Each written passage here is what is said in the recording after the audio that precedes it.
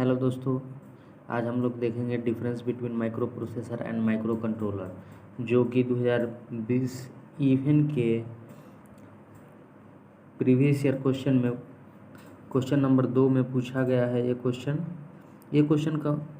करने से हम लोगों का 3 क्वेश्चन कवर होगा।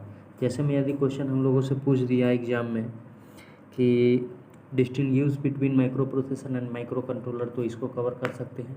यदि इसको न पूछ करके अगर पूछ दे कि what is the definition of micro processor and its application, तो इसको हम कवर कर सकते हैं। अगर ये क्वेश्चन ना पूछ करके यदि पूछ दे कि what is micro controller and it's applications, तो ये क्वेश्चन भी हम कवर कर सकते हैं ये क्वेश्चन करके। तो हम लोग देखेंगे first of all micro processor. तो in CPU stand alone RAM ROM input timer are separate. इसमें होता क्या है कि CPU स्टैंड एलोन, इसमें जो CPU होता है वो एलोन होता है।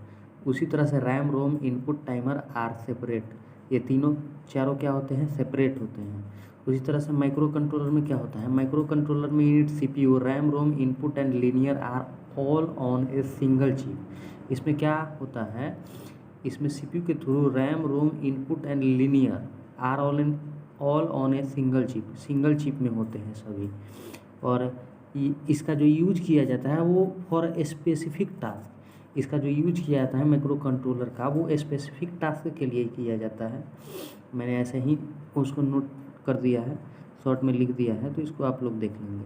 उसके बाद माइक्रो प्रोसेसर में सेकेंड पॉइंट देखेंगे, designer can divide on the amount of RAM Rome and input ports.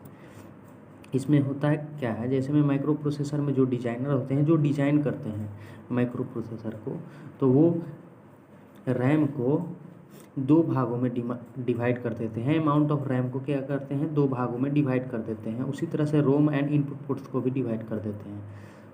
फिर देखेंगे माइक्रो कंट्रोलर में सेकेंड पार्ट क्या है, fixed amount of on chip ROM RAM input ports. इसमें जो रैम रोम और इनपुट पोर्ट्स का जो अमाउंट होता है वो फिक्स्ड होता है। उसी तरह से माइक्रो प्रोसेसर का थर्ड पॉइंट देखेंगे, it is used for a general purpose. जो माइक्रो प्रोसेसर का यूज किया जाता है वो जनरल पर्पस के लिए किया जाता है। जैसे में हो गया होम कंप्यूटर्स, उसके बाद trains, video games, planes etcetera, इन सभी में इनका यूज किया जाता है। उसके बाद माइक्रो कंट्रोलर्स का यूज देखेंगे, तो micro controllers are used for a embedded applications. तो जैसे में इनका यूज किया जाता है कैमरा में हो गया, उसके बाद हो गया कैलकुलेटर में, उसके बाद washing machine, digital multimeter etcetera में इनका यूज किया जाता है।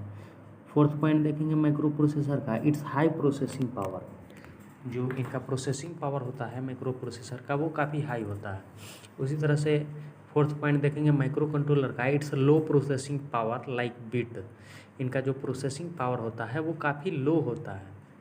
आप लोग जानते हैं कि micro processor and micro controller यानी कंप्यूटर में जो सबसे छोटा जो होता है वो बिट होता है, तो इसका जो लो प्रोसेसिंग होता है लाइक अ बिट। उसके बाद फिफ्थ पॉइंट देखेंगे माइक्रो प्रोसेसर में, इट्स हाई पावर कंजम्पशन। इसका जो पावर कंजम्पशन होता है वो काफ़ी हाई होता है। और माइक्रो प्रोसेसर में पावर कंजम्पशन हाई होने के कारण ही इसका जो overall cost of the system है वो हाई हो जाता है और बढ़ जाता है।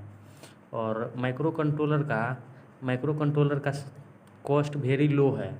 इसका कॉस्ट वेरी लो इसलिए है क्योंकि इसका जो पावर कंजम्पशन है वो काफ़ी लो होता है। इसका जो पावर कंजम्पशन माइक्रो कंट्रोलर का होता है वो काफ़ी लो होता है। और micro processor high processing power और माइक्रो कंट्रोलर क्या है, लो प्रोसेसिंग पावर। उसी तरह से देखेंगे sixth point, in its instruction sets focus on processing intensive operations.